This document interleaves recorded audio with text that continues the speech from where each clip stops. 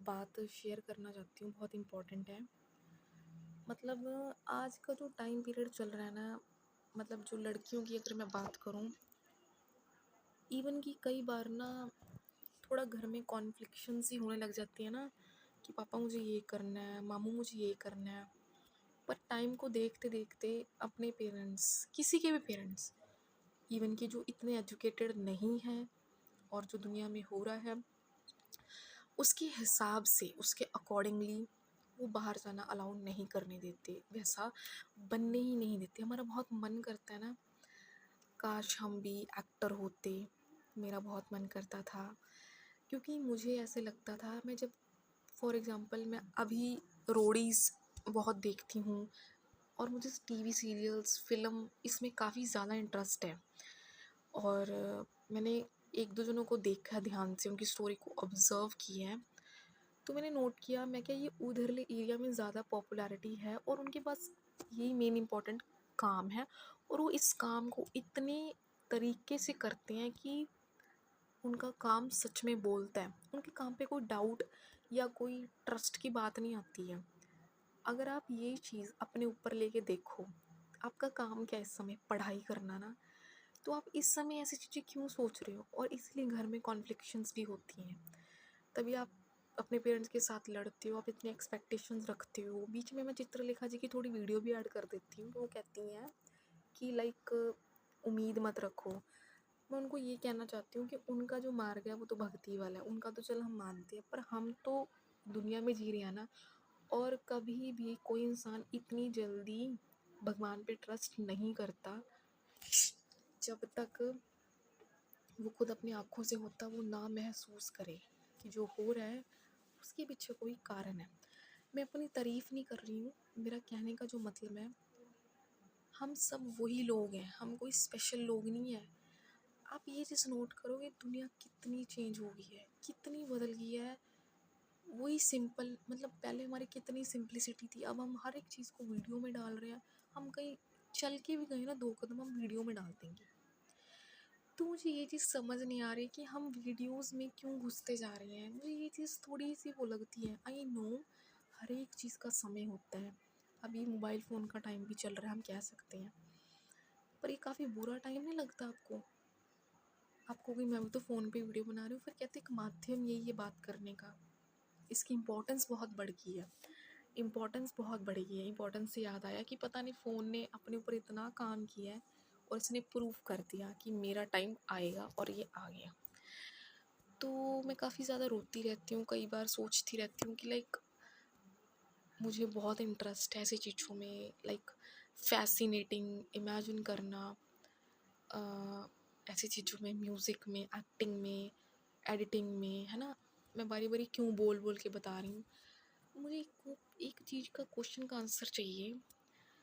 ये जो वीडियो है ना, ये मेरी अभी वायरल नहीं होगी, मुझे ऐसा लगता है, मैं सोच रही हूँ इसका भी जब टाइम आएगा अपने आप हो जाएगी। और जब मेरे फैमिली मेम्बर सुनेंगे, पता नहीं उनका क्या थॉट प्रोसेस होगा। मैं एक चीज़ और मेंशन करूँगी, ये वाली इम्पोर्टेंट है, ये चीज़ ध्यान से सुनना। पेरेंट्स को सुनना, उनके पास बैठना बहुत इम्पोर्टेंट है, क्योंकि उनके पास सब कुछ है दुनिया का, एक्सपीरियंस से बड़ा कुछ भी नहीं है अगर मैं बात कहूँ, पर अपना दिल मानता नहीं है ना। हम वही करेंगे जो हमें करना है। हम कभी भी उनके बताए गए रास्तों पे नहीं चलेंगे। इवन कि श्री कृष्ण भगवान ने धरती पे किसे भेजा, माँ बाप को भगवान का रूप कहा है। आपको भी कौन सी दुनिया की बातें कर रही है, आजकल तो कोई माँ बाप को समझता ही नहीं है। और पर ये चीज़ बहुत ज़रूरी है समझना। मैं एक चीज़ और इम्पोर्टेंट मेंशन करूँगी, बहुत इम्पोर्टेंट है ये वाली भी। मैंने कहा कि इंसान जो है वो क्यों इतना अटैच हुआ है पढ़ाई चीज़ों से, लाइक मुझे ये चाहिए, मैं ये, मुझे ये चाहिए, मुझे वो चाहिए। उसे ये नहीं पता हेड कौन है। कौन है हेड? गणेश जी हेड है, कृष्ण जी हेड है, इवन जो भगवान जी वो हेड है अपने। उनको सब पता है, क्योंकि उन्होंने, ये भी इम्पोर्टेंट है ये जो बोल रही हूँ, क्योंकि उन्होंने क्या करना है, हर एक के टाइम पे हर एक को चीज़ बांट बांट के देनी है। इंसान तो ये कहता है कि मैं ले लूँ बस, मैं सर्वश्रेष्ठ बन जाऊँ, I am the biggest person in our life. भाई भगवान ने पैदा की है, भगवान ने दुनिया बनाई है, हमारे से पहले वो सोच रहे हैं कि किसको किस समय पे क्या देना है। तो हम क्यों एक्सपेक्ट कर रहे हैं भाई, हम सोच ही क्यों रहे हैं। यहाँ से मुझे बात समझ में आई है कि उम्मीद रखने का कोई मतलब नहीं बनता। ये चीज़ थी। और मैंने अपनी कुछ फीलिंग्स वगैरह शेयर कर ली। मैं ये चीज़ एक इम्पॉर्टेंट मेंशन करूँ, अब हम बड़ा सीख से गए हैं ना जीना ज़िंदगी, हमें पता नहीं था पहले ज़िंदगी जीते कैसी हैं। जैसे जैसे जो इंसान सफल होता जाता है उसकी बातें हमें याद आती हैं, हम उसकी बातें पढ़ते हैं, सुनते हैं। हम एग्जांपल ले लो यूट्यूब्स की, हम न जाने कितनी बातें सुनते हैं, कितने यूट्यूबर्स को फॉलो करते हैं। पर आपने कभी सोचा है आप अपनी ऐसी वीडियो बनाओ कि आपको दुनिया फॉलो करे, आपकी बातें वायरल हो? पर काफ़ी मुश्किल लगता है, आप बहुत स्ट्रेस भी लेते हो इस चीज़ पे, कैसे होगा, क्यों होगा। और लास्ट में बस यही मेंशन करूँगी मैं, जो होगा भगवान जी के ऊपर ही छोड़ना पड़ेगा, क्योंकि हम है ही नहीं ना, हमारे कुछ कंट्रोल में ही नहीं है। तो फिर क्यों इतना स्ट्रेस लेना है, क्यों चिंता करनी है। बस फिर मुझे पता है मैं भाषण देने में बहुत माहिर हूँ, मुझे अच्छा लगता है बोलना थोड़ा सा। आई नो सुनना किसी के बस की बात नहीं है, पर मैं बोल तो सकती हूँ, चाहे वीडियो की फॉर्म में बोलूँ। और मतलब चाहे, मुझे ना एक चीज़ थोड़ी अजीब सी लगी, ये भी इम्पोर्टेंट है, कि अगर पूरी दुनिया पढ़ाई कर रही है ना, पढ़ाई वो दिल से तो कर रही है, कई बच्चे बहुत अच्छे से पढ़ाई कर रहे हैं और बहुत अच्छी जॉब्स भी पा रहे हैं।